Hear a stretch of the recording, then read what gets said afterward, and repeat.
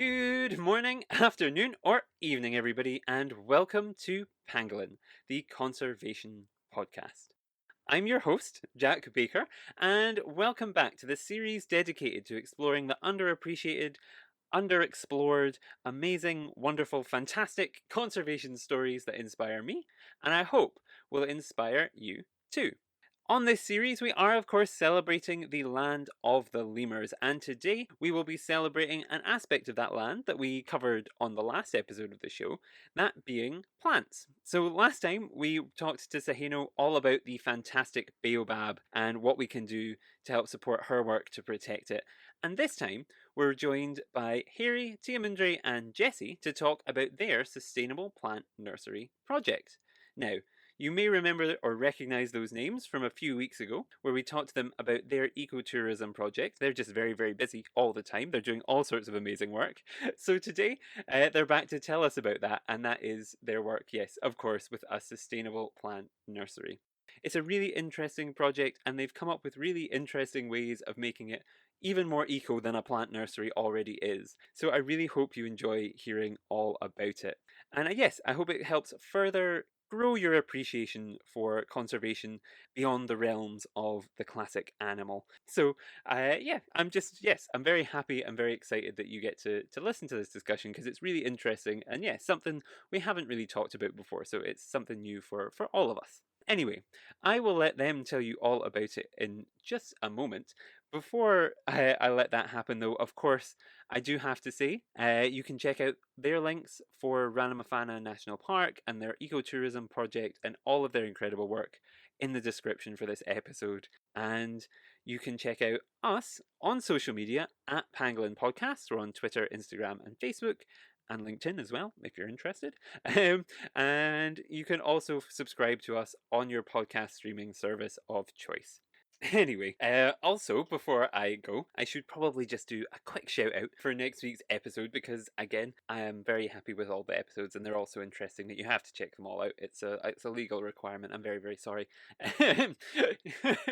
No, anyway, you can listen. You should subscribe and you should make sure to listen to next week's episode because next week we are going to be joined by the wonderful Dr. Marnie Lafleur to talk about her work with Lemur Love. We're going to be talking about their three incredible goals: protect lemurs, empower women, and further science. So if that sounds like if those goals line up with your values, which I'm sure they probably do, you should make sure to tune in next week when I talk to her all about that amazing, amazing, amazing work.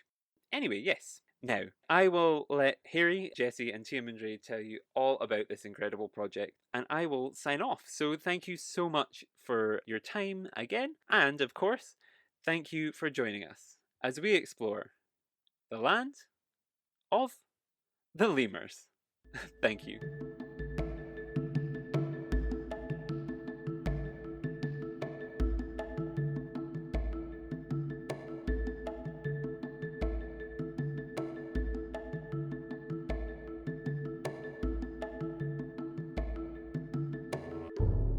So I talked to Sahino about baobabs and kind of plant life of Madagascar, and we talked a little bit about tree nurseries and things. So it'd be good to get your guys' perspective on what you guys are doing in terms of nurseries. So I wondered, yes, if you could tell me a little bit about that project. Where did it start? What made you want to set it up and things?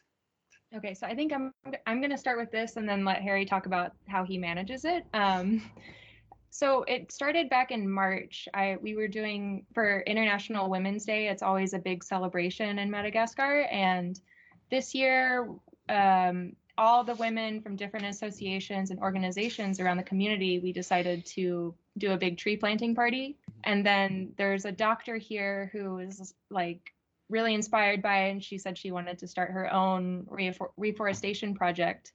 So basically, she had funding and she wanted to give it to a good cause. And then we thought of Hery, who is our botanical expert, and he's also good at managing. So, yeah. So that's it. He started It the tree started. nursery. Yeah. So yeah, it's back in, let's say, 4 or 5 months ago. When we talked about, yeah, one day we were out of this area, out of Ranamafana, as we told that this is one of the very protected area and conservation is important. but also we thought about how to maintain the forest, and then we thought about is it good time to start the nursery? And then I told her, okay, we still have eight months until next campaign of reforestation, because we do the reforestation around here all around Madagascar during the raining season in January, February, March. This is the good time, the best time to do the reforestation. So that's why these ladies do it, and also even the school or volunteers from all NGO, or even the court from the gendarmerie or the police, or whoever wants to do the reforestation, do it during that period.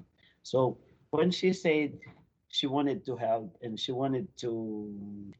had a budget of to make it, and then I was interested to that too, and I told her, okay, let me set up the little project, and I will show you if it respond your question. So then we set up the project, and then we start to do this yeah, let's say it's just like a trial, because I was not even very expert on doing the nursery, but then I was like voluntarily adventure to do it.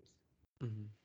Yeah, and still to have nothing to do during the pandemic, and then I know which tree to selection from the forest, and then try to contact the Madagascar National Park, who is the park manager of the of this area, and then okay, we start to do a little thing, and then as it is started, nowadays it's getting on, because we had the contract of 3 months, and then the 3 months is finished, and then we set the first step, and now we are going to try to extend according to the fund and to people who can fund it, and then because as as we told before, that it become like more professional now, so we want to keep it as a profession, as even second profession, even if the pandemic is finished and the tourism is coming back.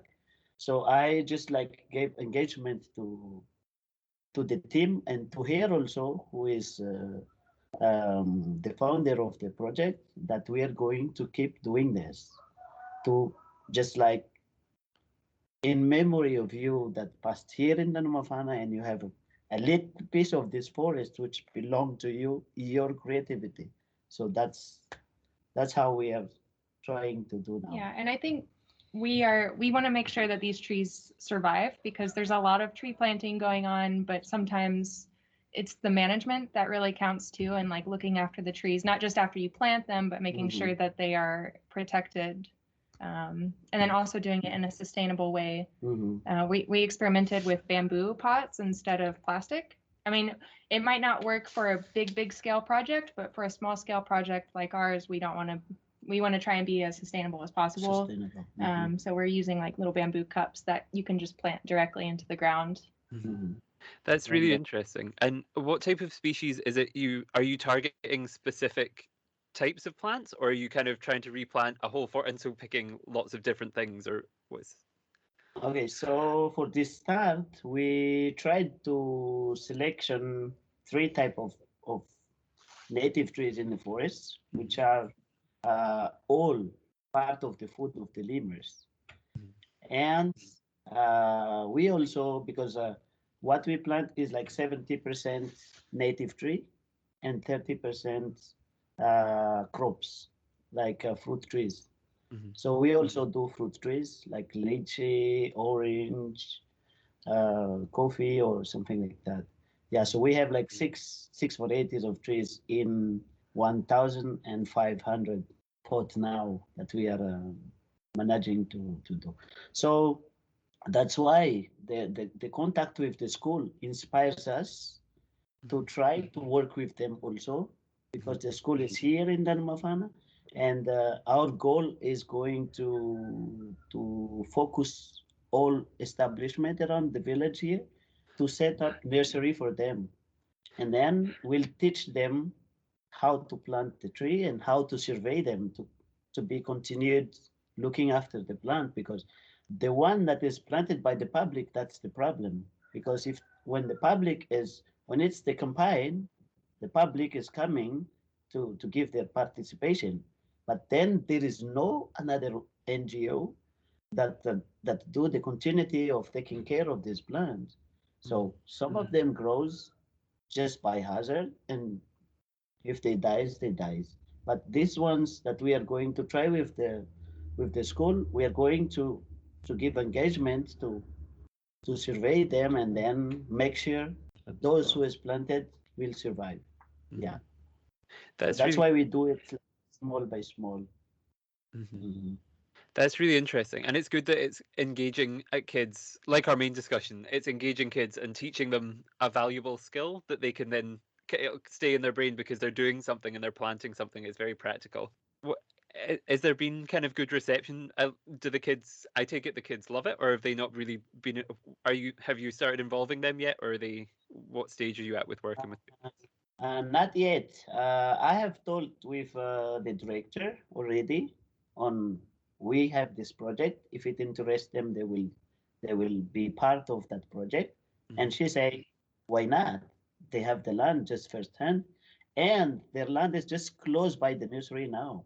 But Uh-huh. we are just fighting until the plant get ready to be planted, and then prepare their land, and then involve the kids to participate on doing it. But we are still on taking care of the nursery for a few months again until it's the time to plant them. Mhm. Mhm. And I'll be posting, we've been documenting the whole process along the way. And so we'll be posting blog updates on our website too, Mhm. around volunteers. It'll be really interesting to see, especially because you are planting fruits and all of these things that the lemurs rely on to see kind of not just the trees grow, but hopefully the wildlife and the animals move back in and see. It'll be really interesting to watch and document. And I'll put all of the links for everything down in the description for this episode so people can go and follow and make sure and stay up to date because it does sound like a really fascinating project, which is at the moment kind of right. It's a seed at the moment and it's growing. And one day will be that's a very heavy-handed kind of metaphor, that one. But that's but yes, thank you so much for telling us about that.